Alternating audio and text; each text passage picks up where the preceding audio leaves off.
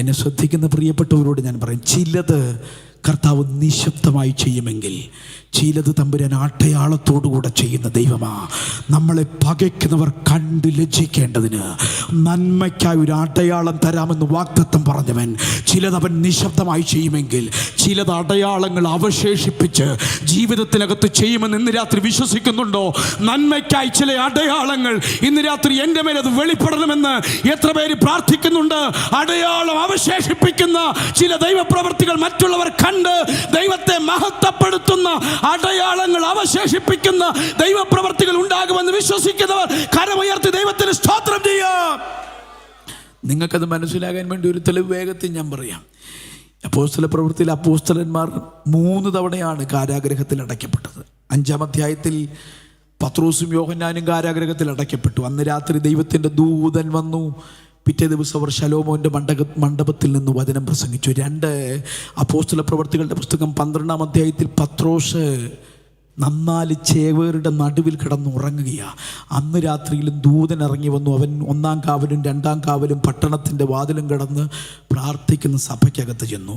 3-ാമത് 16-ാം അധ്യായത്തിൽ പൗലോസും ശീലാസും കാരാഗ്രഹത്തിൽ കിടക്കുമ്പോൾ അവരുടെ മനസ്സിലൊരു ചിന്ത എന്തായിരിക്കും? കഴിഞ്ഞ 2 പ്രാവശ്യം ദൂതൻ ഇറങ്ങി വന്നെങ്കിൽ അവരുടെ അകത്തൊരു പ്രത്യാശയുണ്ട്, ഇന്ന് രാത്രി ഞങ്ങൾ ദൂതനെ കാണാൻ പോവുക. പത്രോസ് കിടന്നുറങ്ങിയപ്പോൾ അന്ന് രാത്രിയിലും വേദനയുടെ നടുവിൽ പൗലോസും ശീലാസും പാടി ആരാധിക്കാനുള്ളൊരു കാരണം എൻ്റെ ചിന്തയിൽ തോന്നിയത് ഞാനങ്ങ് പറയാം. അവർ വിചാരിച്ചിട്ടുണ്ട് ഇന്ന് രാത്രി ദൂതൻ വരുമ്പോൾ ഞങ്ങൾ കണ്ടിട്ടേ ഉള്ളൂ, ഞങ്ങൾ കിടന്നുറങ്ങുന്നില്ല, ദൂതൻ വരുമ്പോൾ ഞങ്ങൾ ആരാധിക്കും. നിങ്ങൾ ശ്രദ്ധിച്ചേ, വചനം പറയുന്നത് അവരെ കോലുകൊണ്ട് വളരെ അടുപ്പിച്ചു, കാലാമത്തിലിട്ട്. അപ്പോൾ കൈ മാത്രം അനക്കാൻ കഴിയുന്ന രീതിയിൽ അവർ പാടി ആരാധിക്കുക. നമുക്ക് ചെറിയൊരു കമ്പിന് അടി കിട്ടിയാൽ നല്ല വേദനയല്ലേ? വളരെ അടുപ്പിച്ച ശേഷം കാരാഗ്രഹത്തിൽ ഇടുമ്പോൾ ഓരോ കരചലനത്തിനും വേദന ഉണ്ടാകും. ഇനി ഞാൻ എൻ്റെ ഒരു ഭാവന പറയും. ഇവരെ കാരാഗ്രഹത്തിനകത്ത് ഇടാൻ തുടങ്ങിയപ്പോൾ അന്ന് ദൈവം ദൂതനെ വിളിച്ചിട്ട് പറയേ, കഴിഞ്ഞ 2 പ്രാവശ്യം പോയി അതേ ദൂതനെ തന്നെ കർത്താവ് വിളിച്ചിക്കുക, ഇന്ന് രാത്രിയിൽ നിനക്കൊരു ഡ്യൂട്ടി ഉണ്ട്. കഴിഞ്ഞ 2 പ്രാവശ്യം നീ പോയപ്പോൾ വളരെ ഭംഗിയായിട്ട് അത് നിർവഹിച്ചു, അതുകൊണ്ട് ഇന്ന് രാത്രിയിലും എന്ത് ചെയ്യണം? നീ തന്നെ പോയി അവരെ വിടുവിക്കണം എന്ന് പറഞ്ഞിട്ട് കർത്താവ് ഇങ്ങനെ നിൽക്കുമ്പം 2 കാരാഗ്രഹത്തിൽ കിടന്നുറങ്ങിയായിരുന്നെങ്കിൽ 3-ാം കാരാഗ്രഹത്തിനകത്തുനിന്നൊരു ആരാധന ഉയരാൻ തുടങ്ങി.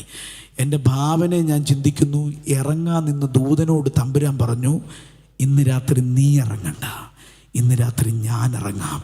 ശ്രദ്ധിക്കുന്നെങ്കിൽ വേദന വർദ്ധിക്കും തോറും ആരാധിക്കുന്നവരോട് ഇന്ന് രാത്രി പറയാം, നിങ്ങൾ ആരാധിക്കും തോറും വേദന വർദ്ധിക്കുന്നെങ്കിൽ, വേദനയുടെ നടുവിലും കണ്ണുനീരോടെ ദൈവത്തിന് സ്തോത്രം ചെയ്യുന്നെങ്കിൽ, ദൂതനെ അയച്ച് കൈകാര്യം ചെയ്യുന്നവനല്ല മഹാദൈവം. ആ ഫിലിപ്പിൻ കാരാഗ്രഹത്തിൻ്റെ അടിസ്ഥാനം ഇളകുന്നത് പോലെ അന്ന് രാത്രി അവിടെ ഇറങ്ങി വന്നെങ്കിൽ ഇന്ന് രാത്രിയിലും ആത്മനിയോഗത്തോടെ പറയാം, വേദനയുടെ നടുവിലും ആരാധന തുടരുന്നവരുണ്ടോ? കണ്ണുനീരിൻ്റെ നടുവിലും ആരാധന തുടരുന്നവരുണ്ടോ? സങ്കടത്തിന് നടുവിലും ആരാധന തുടരുന്നവരുണ്ടോ? ആരും അറിയാത്തൊരു വിടുതലല്ല, പിടിച്ചു വെച്ചവർ അറിയുന്നത് പോലെ അസാധാരണമായൊരു വിടുതൽ ചെയ്യോ. ദൈവം വിശ്വസ്തനാണെന്ന് വിശ്വസിക്കുന്നവരെ കരം തട്ടി ഈ രാത്രി ആത്മ